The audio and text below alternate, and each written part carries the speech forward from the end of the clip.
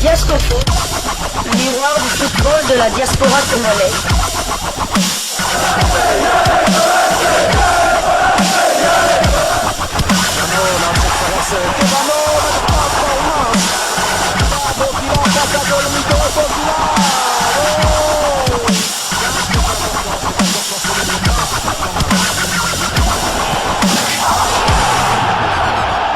Diasco Foot, le miroir du football de la diaspora congolaise.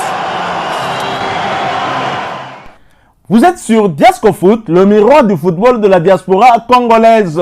Diasco Foot vous dit bonjour, tout le plaisir est pour nous de vous retrouver, mais surtout de savoir que vous êtes nombreux en train de suivre votre chaîne YouTube dédiée uniquement aux footballeurs de la diaspora congolaise.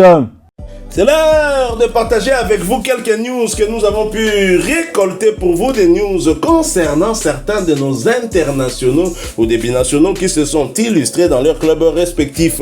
Et cela dans le cadre de cette première livraison sportive de ce jeudi 25 juillet 2024. Mais avant de débuter cette première livraison, permettez-moi de souhaiter un heureux anniversaire à une jeune fille, la voix de DMTV, de Mukwata TV, qui fête son anniversaire aujourd'hui. J'ai cité Rosie Immaculée Nyalimengo.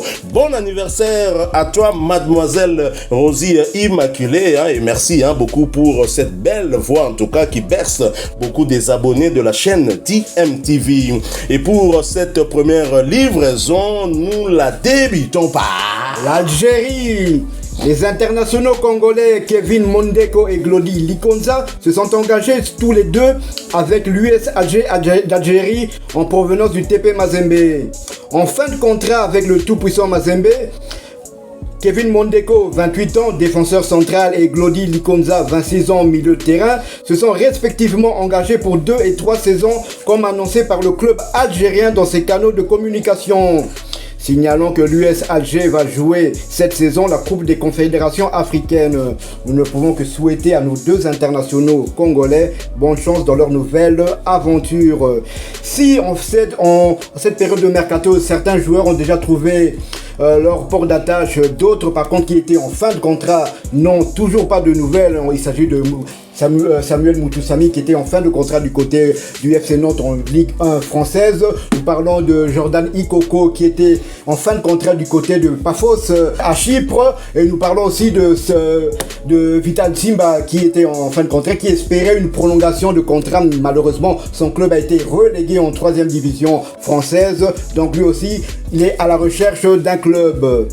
Alors, pour les joueurs de Mazembe, j'ai eu quand même la réponse à la suite de l'information que vous venez de donner, parce que je me disais, mais les joueurs de Mazembe allaient en Algérie, est-ce que Mazembe a changé sa politique? On savait que Mazembe transférait plus de joueurs en Belgique, soit du côté d'Anderlecht ou encore du côté du Standard de Liège. Je me disais, est-ce qu'il n'y a plus d'accord entre le tout-puissant Mazembe et le club belge? On se rappelle même pour Elia Mechak, c'était encore un transfert négocié par le club louchois pour l'emmener du côté de la Belgique, mais le joueur ne voulait pas jouer en Belgique. Il a pris la poudre d'escampette pour aller du côté de la Suisse, qui fait son bonheur jusqu'à ce jour. Il se retrouve dans le club des Young Boys de Berne. Mais j'ai eu ma réponse. En fait, ils sont arrivés en fin de contrat. J'ai comme l'impression que les clubs maghrébins prennent maintenant l'habitude de contacter les joueurs bien avant, sachant que leur contrat se termine bientôt, et pour leur proposer peut-être des meilleurs salaires. Et bien évidemment, dès que le contrat est terminé, le joueur refuse de prolonger avec le tout-puissant Mazembe et va de ce côté-là. C'est de bonne guerre. Tout à fait. Glody Likonza qui avait quand même passé des tests au Standard de Liège, mais malheureusement ces tests ont été négatifs. C'est pour ça qu'il était retourné du côté du Standard de Liège. Glody Likonza, joueur formé du côté de l'académie du KFA, je pense. KFA, et puis nous avons Kevin Mondeko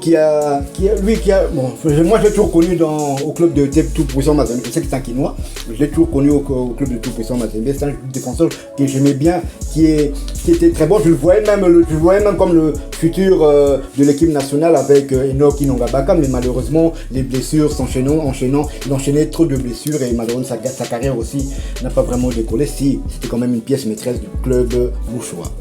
L'Union sportive de la Médina d'Alger, mieux connue sous le nom du SMA, c'est un club connu en Afrique, en tout cas un club qui est tout aussi régulier dans les compétitions africaines inter-clubs. On espère en tout cas que les deux joueurs qui viennent du tout-puissant Mazembe pourront faire les beaux jours de ce côté-là. Pourquoi pas profiter également de cette vitrine-là pour monter encore beaucoup plus haut. Ces derniers temps, nous avons beaucoup de joueurs qui évoluent au nord de l'Afrique, dans le Maghreb, et c'est tant mieux. Nous quittons le tout-puissant Mazembe à travers les deux joueurs transférés du côté de l'USMA pour aller cette fois-ci du côté du Portugal et parler mercato. Le Sporting Club de Braga pose ses conditions pour laisser partir son meilleur buteur. Simon Banza suscite la convoitise de plusieurs écuries européennes après sa prolifique saison avec le SC Braga. Imperturbable malgré toutes ses sollicitations, le Léopard qui effectue la préparation d'avant-saison avec Braga est parti pour rester chez le 4e de la Liga portugaise la saison dernière. Antonio Salvador, président du club, a fait la lumière sur la situation de l'avant-centre congolais. Soucieux de conserver son meilleur buteur, Braga ne sera contraint de le céder qu'en cas d'une grosse offre. Antonio Salvador et toute sa direction ne ferment toutefois pas la porte à une éventualité de son départ. Le numéro 1 de la formation portugaise l'a fait savoir le week-end dernier à Sport TV à l'occasion du Braga Day, un événement qui réunit tous les membres du club.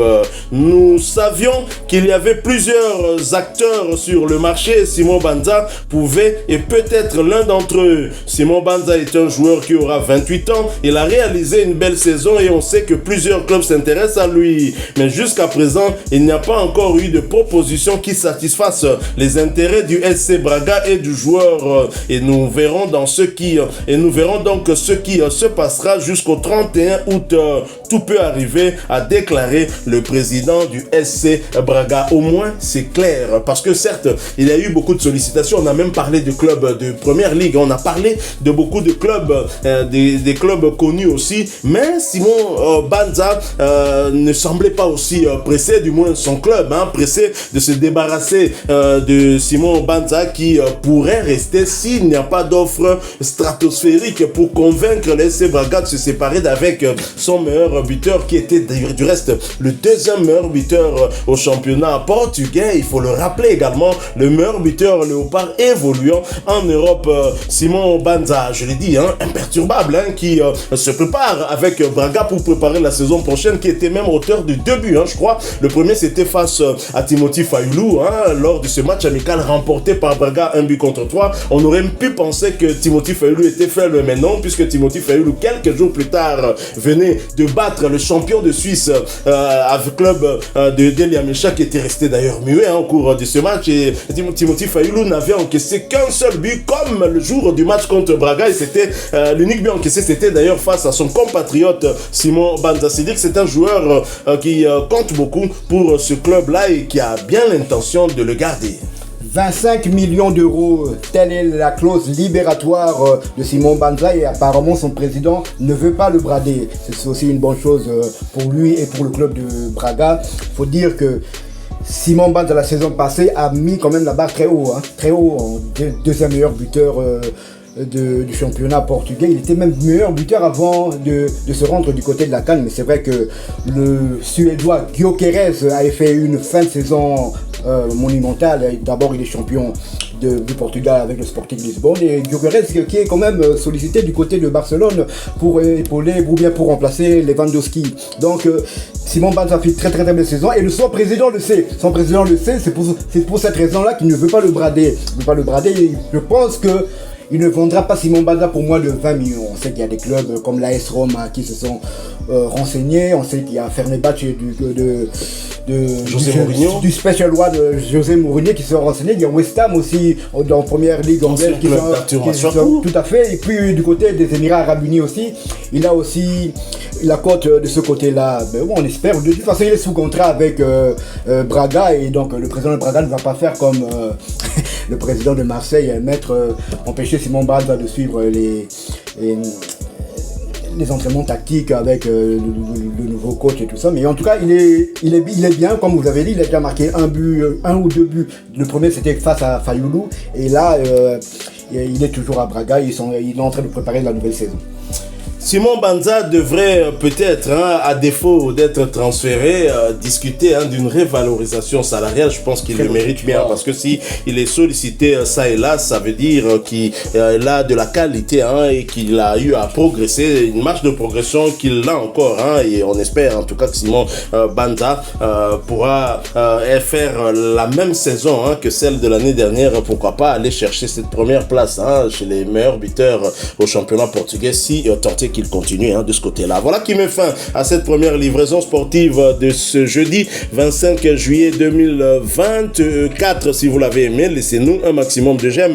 Merci de partager avec nous en commentaire votre point de vue. Abonnez-vous sur cette chaîne Diasco Foot, parce que nous sommes le miroir du football de la diaspora congolaise. Et n'oubliez pas d'activer la petite cloche de notification, histoire de ne plus rien manquer des prochains sujets que nous allons vous proposer. Encore une fois, heureux anniversaire Mbotama et Elamu Mbutukulu Ambote à Rosie Immaculée Nyalimengo. Que du bonheur, tout ce que nous pouvons te souhaiter encore une fois. Merci à vous, avec espoir de vous retrouver bientôt dans un autre sujet d'actualité. En attendant, portez-vous bien et Diasco Foot vous dit au revoir.